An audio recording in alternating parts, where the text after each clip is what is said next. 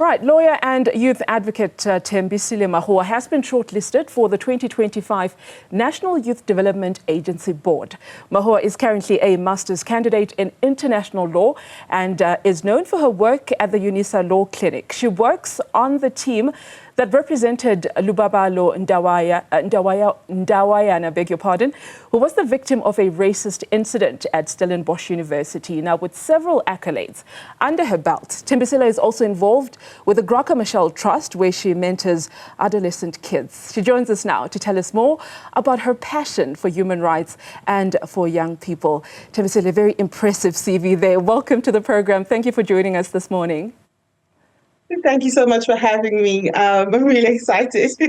Sounds like someone else.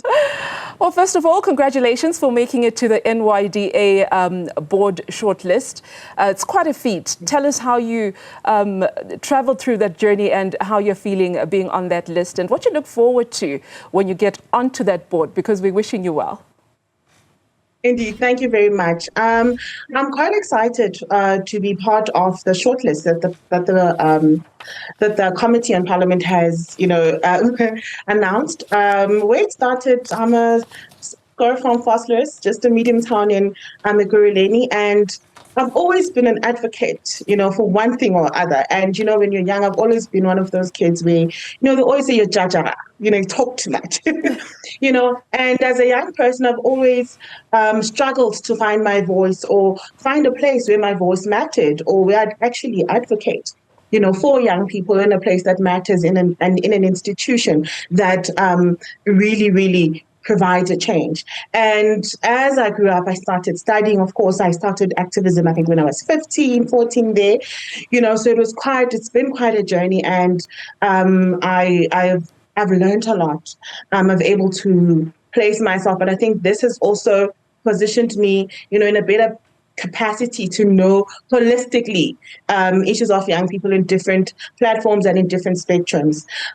What it means to me, to actually be shortlisted on the panel, I believe it's a testament of the work that, I've put in as a young person since from that very young age, coming to this age currently, and the work that we still need to do. I see it more as a responsibility, and that young people in South Africa need an advocate that will really speak to the true challenges that they have. Yeah. Some of the work that you've done so far involve the Unisa Law Clinic. I know of a number of people that are always looking for legal help and cannot always afford it. And I understand Unisa Law Clinic does amazing work for those people. Can you talk us about some of the cases that you've worked on and how that has shaped the woman that you are today? Thank you very much. So the Law Clinic caters for everyone that cannot afford legal services. It's the Unisa Law Clinic, and we have 4 branches across the country. And of course, we're looking to expand more. And the work that we did there, including the case that you spoke about earlier on Lubabalo, is to represent, to be the voice of the voiceless, but more importantly, to ensure justice, because justice cannot be for those that can afford or those that, can get the best lawyers. Apparently, the best lawyers are lawyers that you pay huge amounts of money from. Even the person from the remote areas, the rural areas, needs proper and adequate legal representation. And I believe that that's what I strive for. And I'm honored and blessed to say that I've actually had 100% winning rate in the past 2 years with regards to my cases at the Unisa Law Clinic. And it's something that I'm very proud of, because these are people that without my legal assistance or without the legal assistance, they would not have attained justice. So it's a project, it's an ongoing project in ensuring that justice is accessed, but more than just practicing law and going to court. We also offer a lot of outreach projects. One of my passions, especially entering into the legal fraternity, was that coming from this community, and I was active in the youth crime forums and all of those forums, and it made me aware of the problems within my community, that the community is not really aware of the law. It's not aware of how the law is there to protect them, and I said, but something needs to change. And instead of looking at other avenues for that change, I decided to take the change upon myself and say, let's go back to the community afterwards. Qualified, let's go back to the community, let's train, let's do some workshops so that people know what the law says. And young people, more especially, are really, really deep in so much trouble, and who's their advocate? Yeah. You know, 100% success rate. I'll know who to look for next time I get into trouble with the law. Very impressive indeed. Let's talk about your work with the Graa Michelle Foundation. What does that entail? And what quite excites me as well, the fact that you're a Zulu maiden.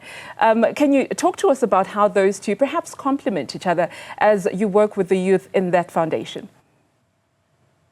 So with the Graa Michelle Trust, what I do specifically is I work with the adolescent girls program. So I mentor them. And this is a program where we said we only speak of mentorship when young girls get to university. What about that adolescent child that really needs the assistance? So this program goes to the grassroots. It goes back to the communities, the schools, and identifies young girls that really need assistance, young girls that are not advocated for, and teaches them and mentors them throughout the platform. So the program has different stages where we start with the adolescent girls and we move on to, the teenagers, and then we move on to when they're in college. So now this is continuation, which is something that we don't see often. We only mentor and then we leave someone, to fend for themselves once, we've made an impact. But what about continuation to ensure that the work that you instill while or on the adolescent child continues and flourishes as they grow older? Yeah. Just a few minutes ago, you spoke about how the youth of South Africa really is in quite a bit of trouble. We take a look at the unemployment rate, a very youthful population that we have in this country. I believe some 42% that are burdened with the socioeconomic issues of this country. When you do work with the NYDA, how do you think that it should be located within the broader context of South Africa's development dynamics and plans? Thank you very much. So, we speak of the very high unemployment rate, and we speak of the 44.2% as per the last quarter of this year that has been announced by the presidency. And it really shows you of the serious problem and challenges that young people are facing. And this is not only just unemployment, but it's young people that don't have access to education, not skilled. So this means that young people holistically are not being able to develop, are not able to progress in life, because wherever they turn to, there's no assistance or there's no one to advocate for them. And I believe my role, or what I would like to bring to the NYDA, is serious advocacy, serious empowerment, and it's actual work. I believe you like to speak of the youth of tomorrow, but what about the youth of today? Because those are the people that are experiencing all these challenges. We plan so much for tomorrow, but we forget them now. Yes. So what I aim to bring is collaboration more than anything. We speak of these challenges, but what are we doing about them? I mean, look at how many programs that have been assigned and brought up just to address unemployment, but still we're sitting at a staggering rate. And it surely means that there's something that we're not getting right. Why don't we actually look and assess, the progress that we've made and say, but what can we do right to decrease this rising rate of unemployment? And we look at why young people are unemployed and why employed young people then lose their jobs. We speak of your substance abuse, we speak of your gender-based violence and how they contribute. So this is a holistic problem that needs all our solutions and all our heads put together. Yeah, collaboration. And I aim to bring exactly that. Yes, and I think we've been hearing that even from President Cyril Ramaphosa, as it speaks of making sure there's an environment that is conducive enough for jobs to be created when you look at civil society, private sector, and the government itself. And I think that is some of what you're alluding to. I want to talk about when it comes to the implementation of these plans, the different levels at which they can be done, from personal to community level, provincial and national. How important is that synergy to ensure that everything is done cohesively, to make sure that whatever plans people come up with when they collaborate are actually implemented effectively and efficiently? Indeed, I mean, that's one of our challenges. And this is what I was speaking about earlier on when I spoke about continuity. Programs are done and it's just been left alone. So I believe that the NYDA is positioned strategically to ensure that the proper advocacy for young people from the grassroots level to the national platform. This is what the young people of South Africa need. And in ensuring that cohesive flow of of skills development, of everything that we might need to entrepreneurship, job creation. We need to bring all the stakeholders together and make them accountable. We speak about, I believe there's not enough transparency when it comes to different sectors, and the fact that everyone is doing their own thing instead of us coming together and actually assessing to say, this is where we've been and this is where we're going and what are our challenges as we are, en route on this or on addressing this challenge. I believe that the NYDA is a crucial and very important platform to bring all these stakeholders together, to bring all the ministers, all the private sector people, and all the environmentalists and everyone that is involved in this ecosystem together to say, but what is it that we're struggling with, and be that anchor that actually holds it together, be the foundation that young people need in order to develop. Thembisile, I'm curious to hear from you if you think the youth of this country are fully in tune with the NYDA. Do you think they're aware of what its mandate is and what can actually be achieved with a full engagement with a platform such as the NYDA?